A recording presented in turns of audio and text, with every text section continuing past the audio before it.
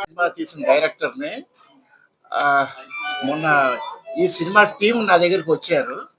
వచ్చి ఇలాగ ఒక సినిమా తీస్తున్నామండి అని గ్రాఫిక్స్ ఇవన్నీ నాకు చూపించారు. జై జగన్నాథ్, గుప్తాస్ జై జగన్నాథ్ అనే మూవీ ఈ టీం చేశారు. వాళ్ళు కొంచెం సపోర్ట్ చేయమని వచ్చి అడిగారు. యాక్చువల్గా ఇప్పుడు అంటే సినిమాలు నెలకి దాదాపు ఒక 25 మూవీస్ రిలీజ్ అవుతున్నాయి. సంవత్సరంలో 30 సినిమాలు రిలీజ్ అవుతున్నాయి. 30 సినిమాల్లో సక్సెస్ రేటు ఒక 5% కన్నా ఎక్కువ లేదు. అంటే 95% ఆఫ్ ద పిక్చర్స్ మొత్తం డబ్బులంతని మనం బూడిదలో పోసినట్టు అయిపోతుంది. అంటే ఆ సినిమాలు చాలా వరకు రిలీజ్ నోచుకోవడం లేదు. ఇప్పుడు మీకు ఐడియా ఉండే ఉంటుంది. ఈ సంవత్సరంలో రిలీజ్ అయిన 'శివశంకర్ వరప్రసాద్', అలాగే 'నారి నారి నడుమురారి', 'అనగనగా ఒక రోజు' ఇప్పటి వరకు మనం క్యాలిక్యులేట్ చేస్తే దాదాపు ఒక 200 మూవీస్ రిలీజ్ అయింది. 200 మూవీస్‌లో 10 మూవీసే హిట్ మూవీస్. హిట్ అంటే పర్వాలేదు సేఫ్‌గా ఉన్నవి అవి ఉన్నాయి. అంటే 90% ఆఫ్ ద మూవీస్ ఫెయిల్యూర్‌లో ఉంది. అంటే ఇటువంటి పరిస్థితిలో ఇండస్ట్రీ రోజు రోజుకి స్లంప్‌లోకి వెళ్ళిపోతుంది. కారణం ఏంటంటే ఆడియన్స్ థియేటర్స్‌కి రావడం లేదు. అది టికెట్ ప్రైస్ అవ్వచ్చు, మిగతా కారణాలు అవ్వచ్చు. ఫస్ట్ డే మనకి సెల్ ఫోన్‌లో సినిమాలు వచ్చేయడం ఇవన్నీ కారణాలు. ఆ మూవీస్ కి జనాలు రాకపోవడానికి. అంటే ఇలాంటి పరిస్థితి ఇలాగే కంటిన్యూ అయితే చాలా థియేటర్స్ క్లోజ్ అయిపోయి ఇప్పటికే చాలా థియేటర్స్ మీ అందరికీ తెలుసు క్లోజ్ అయిపోయి ఉన్నది. ఇంకా ఇదే పరిస్థితి కంటిన్యూ అయితే బాగా క్లోజ్ అయిపోతుంది. దానికి కారణాలు ఏంటంటే పిక్చర్ ఇప్పుడు మీరు చెప్పాను కదా 95% సినిమా ఒక 15 కోట్లు వస్తే మనకి ఒరిజినల్‌గా ప్రాఫిట్ అవుతది. కానీ 50 కోట్లలో తీయడం వల్ల 35 కోట్లు లాస్ అవుతుంది. ప్రతి సినిమాకి ఇటువంటి కాలిక్యులేషన్ మీద మొత్తం అంతా బడ్జెట్‌లన్నీ లాస్‌లోకి వెళ్ళి ఫీల్డ్ ఇండస్ట్రీ సర్వైవల్ చాలా కష్టం అయిపోయింది ఇప్పుడున్న పరిస్థితుల్లో. ఇలాంటి పరిస్థితులు కంటిన్యూ అయితే ఇక సింగిల్ స్క్రీన్స్ ఉండవు.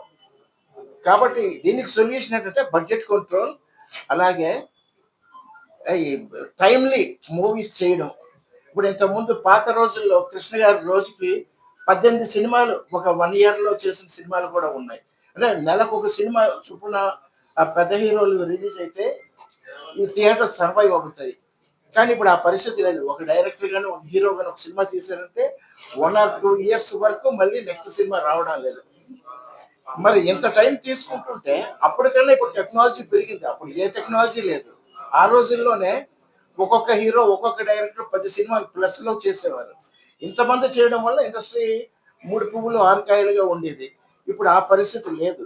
ఇప్పుడు ఆ పరిస్థితి రావాలి అంటే ఇండస్ట్రీ సర్వైవ్ అవ్వాలి అంటే ఫస్ట్ కంటెంట్ ఉన్న సినిమాలు, బడ్జెట్ తక్కువ ఉన్న సినిమాలు, అలాగే ప్రాపర్ ప్రమోషన్ ఉన్న సినిమాలు అనుకుంటూ ఉంటారు. ఎప్పుడు చిన్న సినిమాలకి డైరెక్టర్ కమ్ హీరో గుప్తా గారు మొన్న వచ్చారు. వచ్చి ఆ గ్రాఫిక్స్ ఇవన్నీ చూపించారు. నేను చూడగానే ఈ సినిమా ఒక ఇంచుమించు ఒక 10 కోట్ల బడ్జెట్ ఉండేంత సినిమా రేంజ్‌లోను చాలా క్వాలిటీగా తీశారు ఈ సినిమాని.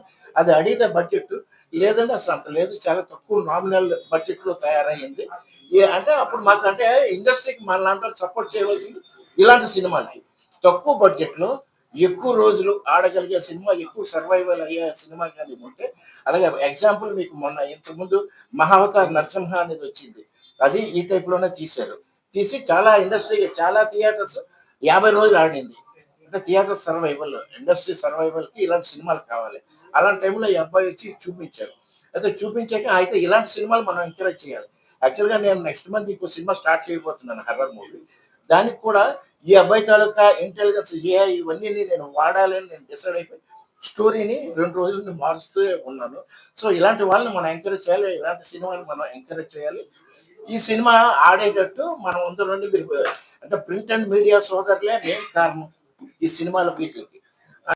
యాక్చువల్లీ నేను ఒరిజిన్ అనేది మన వైజాగ్ మా మమ్మీ వాళ్ళు ఆంధ్రప్రదేశ్. ఇప్పుడు ఒరిస్సాలో పెరిగాననమాట. సో, ఈ సినిమా ఏంటంటే ఇది 'గుప్తాస్ జయ జగన్నాథ్' అనేది నేను యాక్చువల్లీ సైంటిఫిక్‌గా ఒక సైఫై మూవీ తీద్దామని అనుకున్నాను సార్. స్టార్టింగ్ లో మన ఏంటంటే మన జగన్నాథ్ స్వామి స్టోరీ అనేది అదే ఒక డిఫరెంట్ స్టోరీ. అసలు ఎలా వచ్చారు అనేది, ఆ జగన్నాథ్ స్వామి అక్కడ ఐడియల్ అనేది ఎలా వచ్చింది, అదే ఒక ఇంపార్టెంట్. అంటే దానికి మనకి ఏంటంటే ఇప్పుడు వచ్చింది సినిమా అన్ని మైథలాజికల్ ఉన్నాయి. ఓన్లీ పాతకాలం మహాభారత్ కానీ రామాయణం కానీ బేస్ చేస్తున్నారు. సో నేనేటనుకున్నానంటే మహాభారతంలో కూడా మన సైన్స్ ఎటు ఉంది అక్కడ. అది అది నేను చెప్పడానికి అంటే సినిమా వాళ్ళ అంటే నేను ప్రేక్షకులకి చెప్పడానికి ఉంది ఏంటంటే అది మన సినిమాతో మన సైన్స్ మైథలాజీలో కూడా మనకి సైన్స్ ఉంది ఇది అని చెప్పాలనుకున్నాను యాక్చువల్లీ. సో ఈ సినిమాలో అందు ఉంటది. ఇప్పుడు ట్రైలర్ చూసాక మనం అది మాట్లాడతాం సార్. మీకు విజువల్స్ ఏం నచ్చింది ఏంటని అది చూస్తారు సార్. మొత్తం 78 lakhs అప్రాక్సిమేట్ పెట్టుకున్నాం. యాక్చువల్లీ స్టార్టింగ్ లో ఓటీటీ అనుకున్నాం సార్. బట్ స్టిల్ ఇప్పుడు ఏంటంటే సార్ తో కలిసిన తర్వాత జగదంబ థియేటర్ ఓనర్ జగదీష్ గారితో సో ఆయన ఇవన్నీ చూసిన తర్వాత ఏంటంటే అది ఒక పెద్ద స్కేల్ నాకు చెప్పారు అనమాట. సో మనం థియేటర్ గా రిలీజ్ చేద్దాం, 3 languages రిలీజ్ చేద్దాం. ఒడియా ఎలా జగన్నాథ్ ప్రభు గారు ఒడియాలో చేద్దాం అనుకున్నారు. మళ్ళీ హిందీ బెల్ట్ మనకు బాగా ఆడుతుంది అనుకున్నారు. తెలుగు బెల్ట్ మనం ఎలాగో చేస్తున్నాం. ఒరిజినల్ లాంగ్వేజ్ మనకి తెలుగే. సో 3 languages ఉండొచ్చు. So yugas and reality science based on science. ఇప్పుడు So, క్రిస్టోఫర్ many నాలన్ గారి people యుగాస్ కోసం తెలియదు. ఇప్పుడు జగన్నాథ స్వామి యుగాస్ కోసం తెలియదు. సో అది విత్ వండర్ఫుల్ ఏఐ గ్రాఫిక్స్ కూడా ఎడెడ్ ఉంది. You will find a movie అంటే చాలా బాగుంటుంది అది మీరు థియేటర్ లో చూసేటప్పుడు. బట్ మోర్ ఎవర్ మూవీ వచ్చేసరికి యుగాస్ and reality science what are the past కోసం మనకి యుగాస్ కోసం జగన్నాథ స్వామి పాస్ట్ యుగాస్ కోసం ఏటైతే తెలియదు ఆ మూవీలో యూ కెన్ ఫైండ్ ఎవ్రీథింగ్. దాంట్లో నుంచి చాలా మీరు తెలుసుకోవచ్చు. So that was the movie జై జగన్నాథ్. Science based movie. చిన్న పిల్లలు కూడా ఇది చాలా పనికి వస్తుంది. చాలా విషయాలు ఎంట్రోపీ గురించి ఉంటది. సో ఒకసారి చూసాను సార్. చూస్తే మీకు యాక్చువల్లీ గోల్ క్వశ్చన్ వస్తాయి సార్, మీకు కూడా వస్తాయి. చూసుకొని ఉన్నాయి సార్. సార్ కొన్ని రియల్ షూట్ జరిగాయి, కొన్ని ఎమోషన్స్ క్యారెక్టర్ అని రియల్ షూట్, కానీ ఏ అని ఇవ్వలేదు సార్. కొన్ని మాత్రం మోషన్ గ్రాఫిక్స్ ఎక్కువ అయ్యాయి. ఇప్పుడు ఏ అంటే మీకు విజువల్ నచ్చింది కదా సార్, ఏ అంటే మరీ తక్కువ అనిపించలేదు కదా. ఓకే. సో ఇది వచ్చి సార్ యాక్చువల్లీ మేము నవంబర్ 2025లో స్టార్ట్ చేసాం యాక్చువల్లీ. సో అప్పటి నుంచి ఇప్పుడు దాకా ఒక 80% మొత్తం అయిపోయింది సార్. జస్ట్ విఎఫ్ఎక్స్ కట్టుకొని పోస్ట్ ప్రొడక్షన్ వర్క్ ఉంది మాకు ఇప్పుడు. సో దగ్గర సంవత్సరం సినిమా రిలీజ్ అయినప్పుడు అనుకున్నాం.